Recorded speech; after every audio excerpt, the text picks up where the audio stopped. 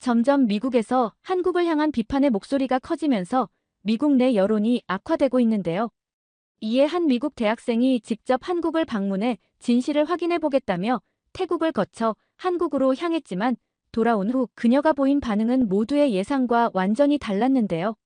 한국에서 불과 사흘을 보낸 이 학생이 180도 달라진 이유가 무엇이길래 일이 화제가 되고 있을까요? 안녕하세요. 저는 나탈리 스콧입니다. 미국에서 온 23살 정치학과 학생이고 지금은 교환학생으로 태국 방콕에 머물고 있어요. 솔직히 말하면 저는 군사나 권위적인 것들에 대해서는 꽤 비판적인 편입니다. 자유롭게 살고 싶어 하는 성격이라서 그런 것 같아요.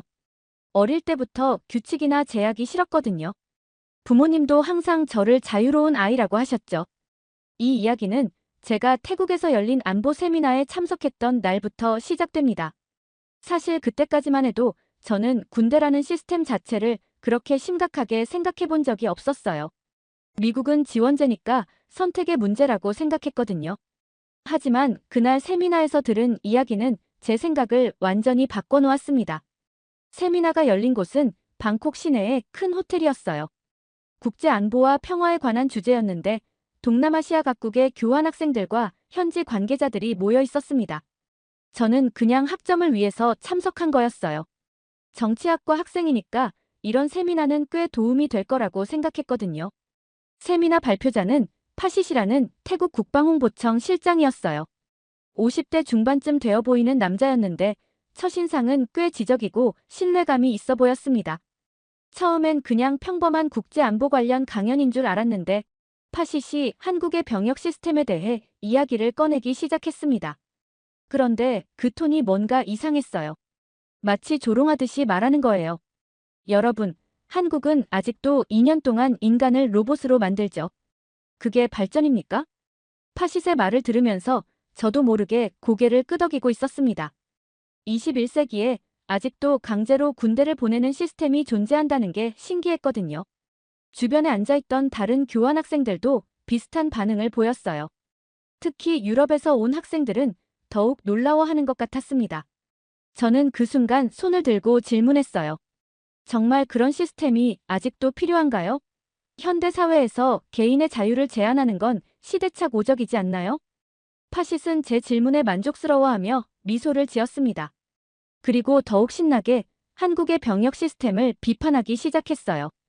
복종훈련이라는 표현도 쓰고 군사력 무용론까지 주장하더라고요.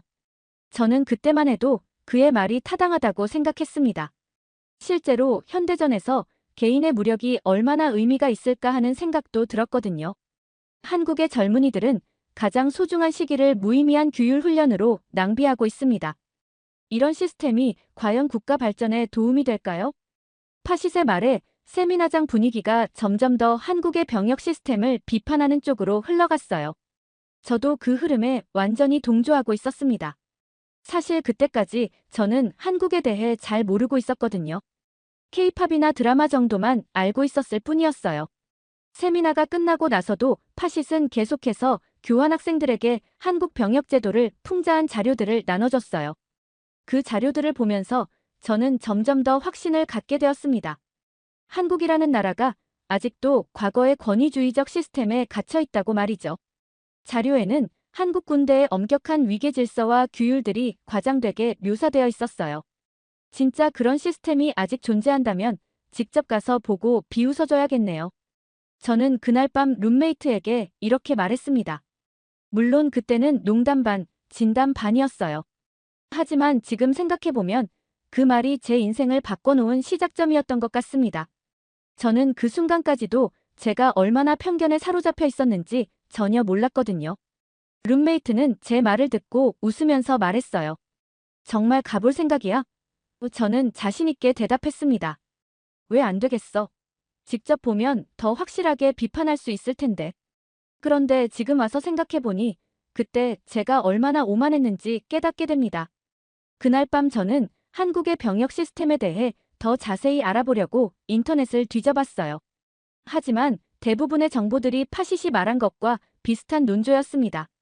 강제성, 억압, 시대착 오적 시스템 같은 단어들이 계속 나오더라고요. 저는 그때 확신했어요. 한국은 정말 낡은 시스템에 갇혀 있는 나라라고 말이죠. 며칠 후 정말 놀라운 일이 일어났습니다. 한국의 국제군사교류 프로그램에서 교환학생들을 대상으로 한 견학 프로그램 참가자를 모집한다는 공지가 나온 거예요. 저는 이걸 보자마자 바로 신청했습니다. 직접 가서 한국 군대의 문제점들을 확인하고 싶었거든요. 신청서를 쓰면서도 저는 계속 비웃고 있었어요. 이런 프로그램까지 만들어서 홍보하려고 하다니 정말 필사적이구나 하는 생각이 들었습니다. 저는 신청 동기란에 국제안보 시스템의 다양성 이해라고 그럴듯하게 썼지만 실제론 한국 군대의 문제점들을 직접 목격하고 싶었어요. 일주일 후 합격 통지를 받았습니다. 프로그램 기간은 사흘이었고 경기도에 있는 한 부대를 방문하게 되어 있었어요. 저는 그 소식을 들으면서 내심 기대했습니다. 파시시 말한 대로 로봇 같은 병사들과 억압적인 시스템을 직접 볼 수 있을 거라고 생각했거든요. 한국에 도착한 첫날, 저는 인천공항에서부터 이미 사진을 찍기 시작했어요. SNS에 올릴 용도였습니다. 한국 군대 탐방기 시작. 이라는 글과 함께 말이죠. 공항에서 만난 다른 참가자들도 저와 비슷한 마음가짐인 것 같았어요. 대부분 호기심 반, 의심 반이었달까요? 부대에 도착했을 때 첫인상은 생각보다 깔끔했어요. 하지만 저는 여전히 냉소적이었습니다. 겉모습만 그럴듯하게 꾸며놓은 거라고 생각했거든요. 저는 계속해서 사진을 찍고 SNS에 올렸어요. 여기 오니까 진짜 군기 빠진 청년들 같네요 라는 글과 함께 말이죠. 환영식에서 만난 병사들을 보면서 저는 더욱 확신했습니다. 다들 표정이 경직되어 있고 로봇처럼 행동하는 것 같았거든요. 저는 속으로 생각했어요. 역시 파신 말이 맞았구나. 정말 인간을 기계로 만드는 시스템이야. 그런데 첫 번째 프로그램인 부대 시설 견학을 하면서 뭔가 이상한 느낌을 받기 시작했어요. 병사들이 저희를 안내하는 모습이 생각보다 자연스러웠거든요. 처음엔 연기하는 줄 알았는데 시간이 지나면서 그게 진짜 모습인 것 같다는 생각이 들었습니다. 특히 한 병사가 저에게 다가와서 말을 걸었을 때였어요. 혹시 궁금한 게 있으면 언제든 물어보세요. 그 말투가 너무 자연스럽고 친근해서 저는 당황했습니다. 제가 예상했던 경직된 모습과는 전혀 달랐거든요. 저는 그 병사에게 직접적으로 물어봤어요. 여기서 생활하는 게 힘들지 않나요? 자유가 없어서 답답하지 않아요? 그런데 그 병사의 대답이 의외였습니다. 처음엔 그랬는데 이제는 동료들과 함께 있으니까 외롭지 않아요. 그리고 뭔가 의미 있는 일을 하고 있다는 느낌이 들어요. 저는 그 말을 들으면서 조금 혼란스러웠어요. 분명히 억압받고 있을 텐데 왜 그런 말을 하는 걸까요? 저는 그때까지도 그 병사가 저에게 좋은 모습만 보여주려고 하는 거라고 생각했습니다. 점심시간에 식당에서 병사들과 함께 식사를 하게 되었어요. 처음엔 어색했지만 시간이 지나면서 분위기가 편해졌습니다. 병사들이 서로 농담도 하고 웃기도 하더라고요. 저는 그 모습을 보면서 이것도 연출된 거구나 하고 생각했어요. 하지만 한 병사가 저에게 한 말은 정말 충격적이었습니다. 저희가 여기 있는 이유는 단순히 의무 때문만은 아니에요. 정말로 지키고 싶은 게 있거든요. 저는 그 말을 듣고 반사적으로 물었어요. 뭘 지키고 싶은데요? 가족이요. 그리고 평범한 일상들이요. 그 병사의 눈빛이 너무 진지해서 저는 말문이 막혔습니다. 저는 그동안 한국 병역 시스템을 비판하면서도 정작 그 시스템 안에 있는 사람들의 진짜 마음은 들어본 적이 없었거든요. 그날 밤 저는 호텔방에서 혼자 생각에 잠겼어요. 뭔가 제가 놓치고 있는 게 있는 것 같다는 느낌이 들었습니다. 둘째 날 아침, 저는 약간 복잡한 마음으로 부대로 향했습니다. 전날 밤 내내 병사들의 말이 머릿속을 맴돌았거든요. 하지만 여전히 저는 회의적이었어요. 하루 이틀 보는 것만으로는 진실을 알 수 없다고 생각했습니다. 그런데 그날 오후 정말 예상치 못한 일이 벌어졌어요. 갑자기 하늘에서 폭우가 쏟아지기 시작한 거예요. 그런데 그게 단순한 비가 아니었습니다. 부대에서는 이런 상황을 가정한 실전 대응 훈련이 시작되었어요. 저는 처음에 이것도 저희에게 보여주려고 하는 쇼구나 하고 생각했습니다.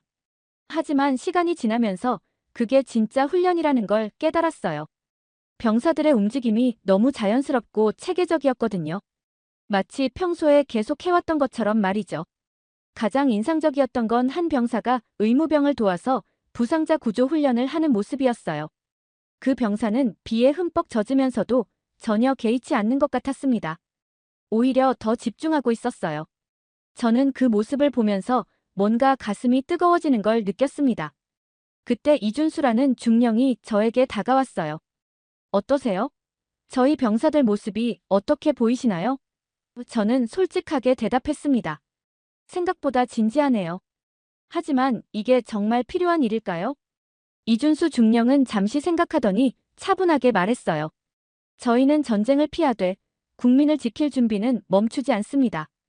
이 훈련들이 실제로 사용되지 않기를 바라지만 만약의 상황에 대비해야 하거든요.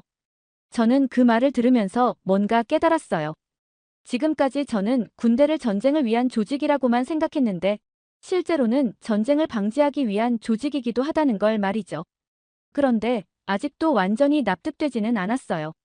그래도 강제로 사람들을 끌어들이는 건 문제가 있지 않나요? 저는 계속 질문했습니다. 이준수 중령은 미소를 지으며 대답했어요. 강제라고 생각하시나요? 저는 책임이라고 생각합니다. 이 나라에서 태어나고 자란 사람으로서의 책임 말이죠. 책임이라는 단어가 저에게는 낯설었어요.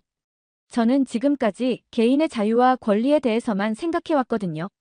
의무나 책임 같은 건 별로 중요하게 생각하지 않았어요. 하지만 이준수 중령의 말을 들으면서 뭔가 새로운 관점을 접하게 된 것 같았습니다. 그날 저녁, 저는 부대 근처에서 열린 자원봉사 프로그램에 참여하게 되었어요. 지역 주민들과 함께하는 프로그램이었는데 병사들도 함께 참여했습니다. 저는 그 자리에서 한 부사관의 부인과 대화를 나누게 되었어요. 남편이 군인이면 힘들지 않으세요? 저는 조심스럽게 물어봤습니다. 그런데 그 부인의 대답이 정말 의외였어요. 남편은 매일 훈련 끝나고 유치원 아이들 태워와요. 저희에겐 훈련도 일상도 모두 지킴이에요. 지킴이라는 단어가 저에게는 정말 강하게 다가왔어요. 저는 지금까지 군대를 억압의 상징으로만 봤는데 실제로는 누군가를 지키려는 마음에서 시작된 거였구나 하는 생각이 들었습니다. 그 부인의 표정을 보면서 저는 뭔가 감동을 받았어요. 그럼 남편분이 군인인 걸 자랑스러워하세요? 저는 더 궁금해졌어요. 그 부인은 환하게 웃으며 대답했습니다. 물론이죠. 우리 아이들이 안전하게 자랄 수 있는 건 남편 같은 분들이 있기 때문이거든요. 그날 밤 저는 정말 많은 생각을 했어요. 제가 지금까지 한국 군대에 대해 가졌던 편견들이 하나씩 무너지는 것 같았습니다. 하지만 아직도 완전히 이해되지는 않았어요. 여전히 의문점들이 많았거든요.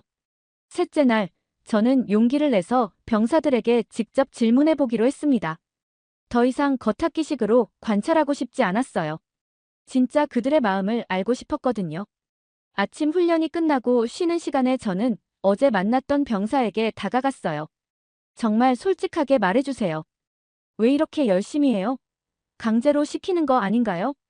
그 병사는 잠시 생각하더니 진지하게 대답했어요. 국민의 의무니까요. 억지로가 아니라 당연하다고 배웠어요. 그리고 실제로 여기 와서 느낀 건데 정말 의미 있는 일이에요. 저는 그 말을 듣고 더 궁금해졌어요. 의미 있다는 게 뭔가요? 그 병사는 잠시 하늘을 바라보더니 말했습니다. 처음엔 저도 억지로 온 거였어요. 하지만 여기서 동료들과 함께 지내면서 느낀 건데 저희가 하는 일이 정말 누군가를 지키는 일이구나 하는 생각이 들었어요. 다른 병사들과도 이야기해봤는데 대부분 비슷한 답변이었어요. 처음엔 어려웠지만 시간이 지나면서 자신들이 하는 일의 의미를 깨닫게 되었다는 거였습니다. 저는 그 말들을 들으면서 점점 더 혼란스러워졌어요. 특히 한 병사가 저에게 한 말이 정말 충격적이었습니다. 저는 여기 와서 처음으로 진짜 어른이 된 것 같아요. 혼자만 생각하던 제가 다른 사람들을 생각하게 되었거든요. 그 말을 들으면서 저는 문득 제 자신을 돌아보게 되었어요. 저는 지금까지 정말 다른 사람들을 생각해 본 적이 있었나요? 항상 제 자유, 제 권리만 생각했던 것 같았습니다. 그런데 이 병사들은 자신들보다 다른 사람들을 먼저 생각하고 있었어요. 점심시간에 저는 혼자 부대 안을 돌아다니면서 생각에 잠겼습니다. 지금까지 제가 본 것들이 정말 진짜였을까요? 아니면 저를 위한 연출이었을까요? 하지만 사흘 동안 본 것들이 모두 연출이라기엔 너무 자연스러웠어요. 그때 한 병사가 저에게 다가와서 말했어요. 혹시 마음이 복잡하세요? 저는 고개를 끄덕였습니다. 솔직히 좀 그래요. 제가 생각했던 것과 너무 달라서요. 그 병사는 미소를 지으며 말했어요. 저도 처음엔 그랬어요. 하지만 여기서 진짜 배운 건 다른 사람을 생각하는 마음이에요. 그게 진짜 자유라고 생각해요. 다른 사람을 생각하는 것이 진짜 자유라니. 저는 그 말을 이해할 수 없었어요. 자유는 제약이 없는 상태라고 생각했거든요. 하지만 그 병사의 말을 들으면서 뭔가 새로운 관점을 접하게 된 것 같았습니다. 그날 오후, 저는 부대 도서관에서 혼자 시간을 보냈어요. 그동안 찍었던 사진들을 다시 보면서 말이죠. 처음에 찍은 사진들은 조롱하는 의도가 담겨 있었는데, 나중에 찍은 사진들은 뭔가 진지한 느낌이었어요. 특히 병사들이 훈련하는 모습을 찍은 사진을 보면서 저는 깨달았어요. 그들의 표정이 전혀 억압받는 사람들의 표정이 아니었다는 걸 말이죠. 오히려 뭔가 목표를 가지고 열심히 하는 사람들의 표정이었어요. 저는 그때 제가 SNS에 올렸던 글들을 다시 읽어봤어요. 군기 빠진 청년들 같네요라는 글을 보면서 얼굴이 빨개졌습니다. 제가 얼마나 편견에 사로잡혀 있었는지 깨달았거든요. 그날 밤 저는 결국 그 글들을 모두 삭제했어요. 더 이상 그런 글들을 올릴 수 없었거든요. 그리고 일기장을 꺼내서 쓰기 시작했습니다. 그들은 총보다 마음을 단련하고 있었다. 저는 아직 그만한 책임감조차 없었다. 그 문장을 쓰면서 저는 눈물이 날 것 같았어요. 제가 얼마나 철없었는지 깨달았거든요. 마지막 날 아침, 저는 완전히 다른 마음으로 부대를 바라보고 있었습니다. 사흘 전과는 모든 것이 달라 보였어요. 같은 풍경, 같은 사람들인데도 전혀 다른 느낌이었습니다. 마지막 프로그램은 부대 내에서 진행되는 지역사회 봉사활동 참여였어요. 병사들이 정기적으로 하는 활동이라고 했습니다. 저는 그 활동에 참여하면서 또 다른 충격을 받았어요. 한 노인분이 저에게 말씀하셨어요. 이 청년들이 매주 와서 도와주는데 정말 고마워요. 힘든 일도 마다하지 않고 해줘요. 저는 그 말씀을 들으면서 깨달았어요. 병사들이 하는 일이 단순히 훈련만이 아니라는 걸 말이죠. 봉사활동을 하면서 저는 한 병사와 더 깊은 이야기를 나누게 되었어요. 여기서 생활하면서 가장 힘든 게 뭐예요? 저는 조심스럽게 물어봤습니다. 그 병사는 잠시 생각하더니 대답했어요. 처음엔 자유가 없다는 게 힘들었어요. 하지만 지금은 그것보다 책임감이 무거워요. 정말 많은 사람들이 저희를 믿고 있다는 걸 알겠거든요. 책임감이 무겁다는 말이 저에게는 새로웠어요. 저는 지금까지 책임감을 부담스러운 것으로만 생각했거든요. 하지만 그 병사의 표정을 보면서 책임감이 오히려 그를 더 당당하게 만들고 있다는 걸 느꼈습니다. 그럼 후회하지 않으세요?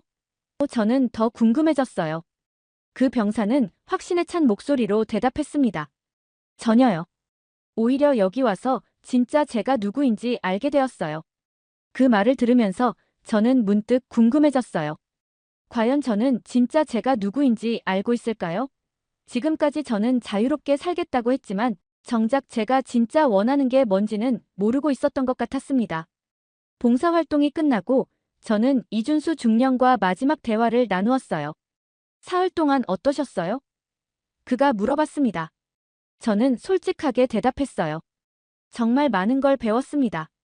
제가 편견에 사로잡혀 있었다는 걸 깨달았어요. 이준수 중령은 미소를 지으며 말했어요. 편견을 깨트리는 게 쉽지 않은데 정말 대단하시네요. 저희도 나탈리 씨 같은 분들을 만나면서 많이 배웠습니다. 저는 그 말을 들으면서 뭔가 뜨거운 감정이 올라오는 걸 느꼈어요. 제가 이들로부터 배운 것에 비하면 제가 준 건 아무것도 없었는데 고마워하는 게 미안했습니다. 앞으로 한국에 대해 어떻게 생각하실 건가요? 이준수 중령이 물어봤습니다. 저는 잠시 생각하더니 대답했어요. 한국은 정말 특별한 나라인 것 같아요. 개인의 자유도 중요하지만 공동체에 대한 책임도 함께 생각하는 나라요. 그날 오후, 저는 부대를 떠나면서 정말 많은 생각을 했어요.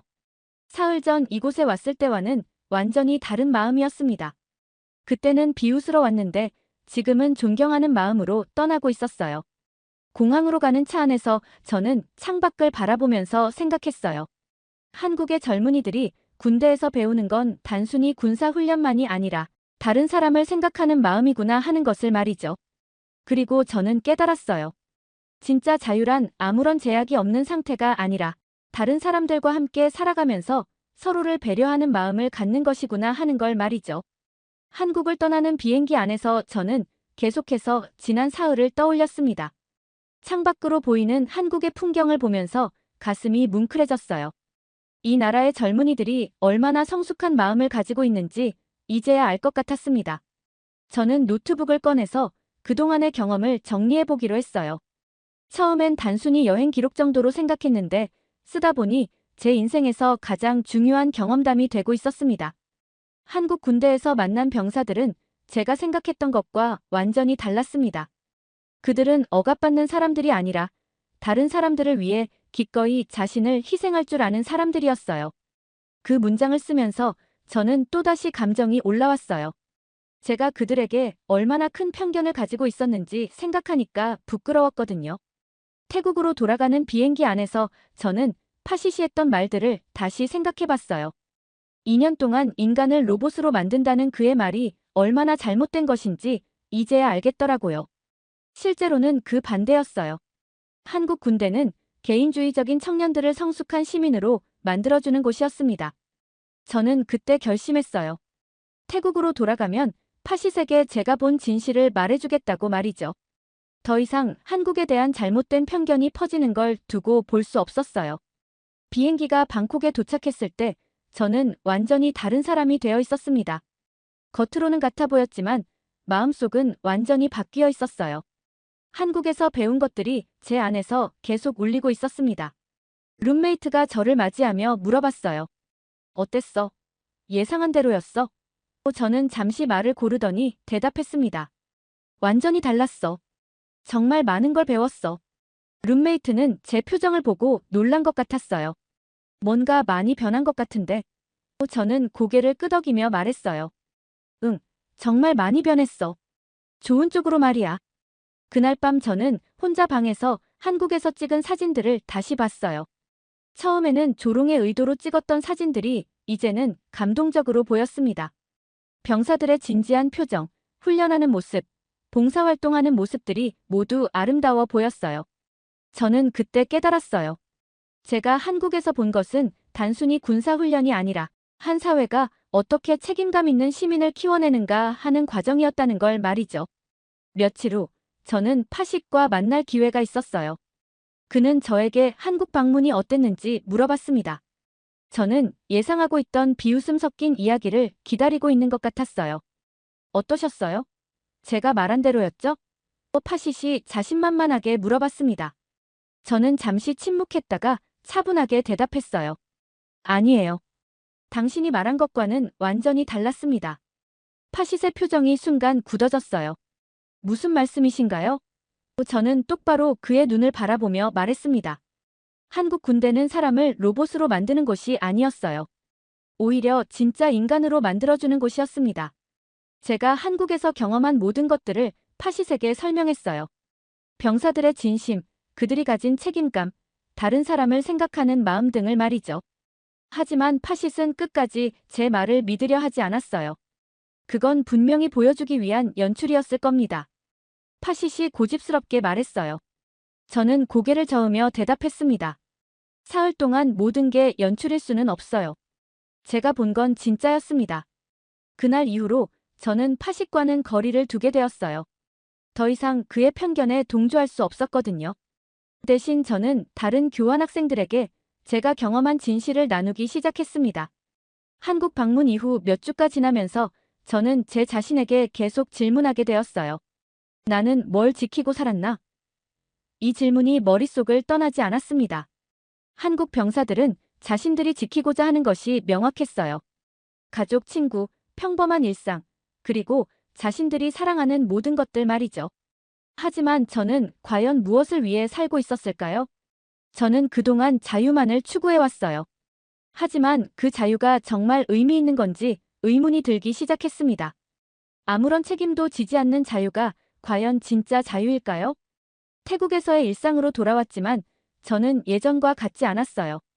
친구들과 파티를 하거나 놀러 다닐 때도 계속 한국에서 만난 병사들이 생각났습니다. 그들은 지금 무엇을 하고 있을까? 여전히 열심히 훈련하고 있을까 하는 생각들이 들었어요.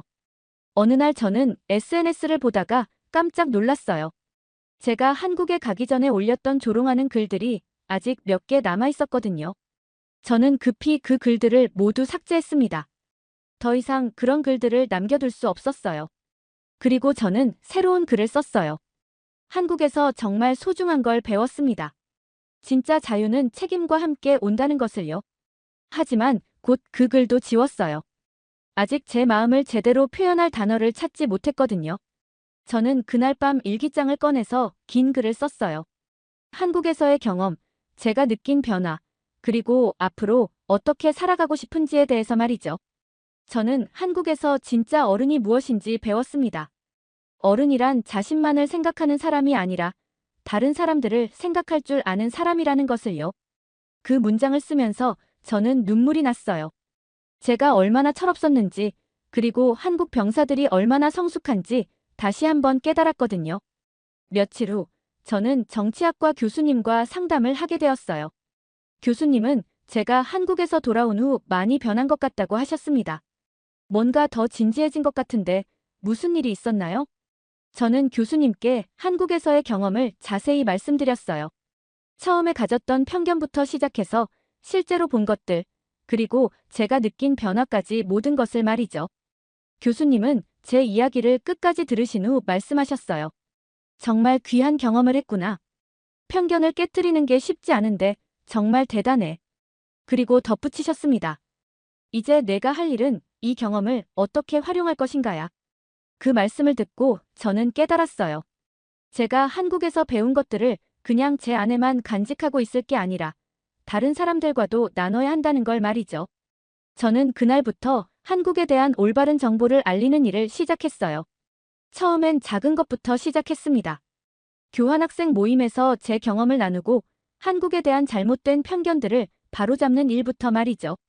한국 방문 후 2달이 지난 어느 날, 저는 미국으로 돌아가는 비행기에 몸을 맡기고 있었습니다. 태국에서의 교환학생 프로그램이 끝난 거예요.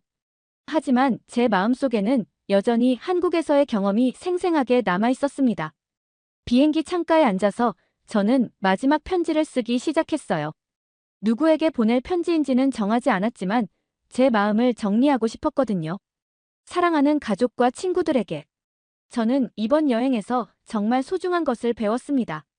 자유는 누군가의 희생 위에 존재한다는 것을 한국 병영에서 처음 알게 되었습니다. 그 문장을 쓰면서 저는 다시 한번 한국에서 만난 병사들이 생각났어요. 그들이 보여준 성숙함, 책임감, 그리고 다른 사람을 생각하는 마음들이 말이죠. 처음엔 그들을 비웃으러 갔습니다.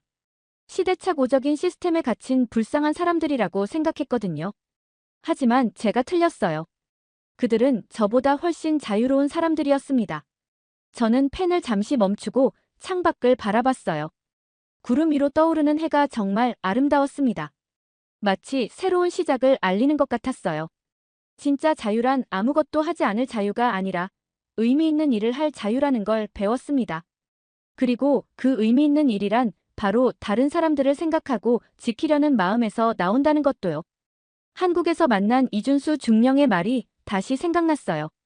전쟁을 피하되 국민을 지킬 준비는 멈추지 않는다는 그 말이 이제야 진짜 이해가 되었습니다. 저는 그동안 개인의 권리와 자유만을 추구해왔어요. 하지만 한국에서 제가 본 건 개인과 공동체가 조화를 이루는 모습이었습니다. 개인의 자유도 소중하지만 공동체에 대한 책임도 함께 져야 한다는 걸 배웠어요. 비행기가 태평양 상공을 지나면서 저는 계속 편지를 썼습니다. 제가 한국에서 느낀 모든 감정들, 깨달은 모든 것들을 담으려고 노력했어요. 한국의 젊은이들은 억지로 군대에 가는 게 아니었어요. 그들은 자신들이 지키고 싶은 것들을 위해 기꺼이 그 시간을 투자하고 있었습니다. 그리고 그 과정에서 진짜 어른으로 성장하고 있었어요. 저는 문득 제 자신에게 물어봤어요. 과연 저는 무엇을 위해 제 시간을 투자하고 있을까요? 지금까지는 그냥 재미있게 살기 위해서만 살았던 것 같아요. 하지만 이제는 더 의미 있는 일을 하고 싶어졌습니다. 앞으로 저는 다르게 살아가고 싶어요. 제 자유만을 추구하는 게 아니라 다른 사람들도 함께 자유로울 수 있는 방법을 생각하며 살고 싶습니다. 그것이 한국에서 배운 진짜 자유의 의미니까요. 편지의 마지막 부분을 쓸 때 저는 정말 감격스러웠어요. 제가 이렇게 성숙한 생각을 할 수 있게 되다니 몇 달 전에 저는 상상도 못했을 일이었거든요. 이 편지를 쓰는 지금 저는 한국에서 만난 모든 분들에게 감사하다는 말을 전하고 싶어요. 특히 제게 진짜 자유가 무엇인지 가르쳐준 병사들에게 말이죠. 저는 이제 제가 누구인지 그리고 어떻게 살아가야 하는지를 알 것 같아요. 비행기가 미국 영토에 접어들 때쯤 저는 편지를 다 썼어요. 그리고 그 편지를 가방 깊숙이 넣어두었습니다. 언젠가 제가 다시 초심을 잃을 때 꺼내보려고 말이죠. 미국에 도착해서 가족들을 만났을 때 모두들 저의 변화를 느꼈대요.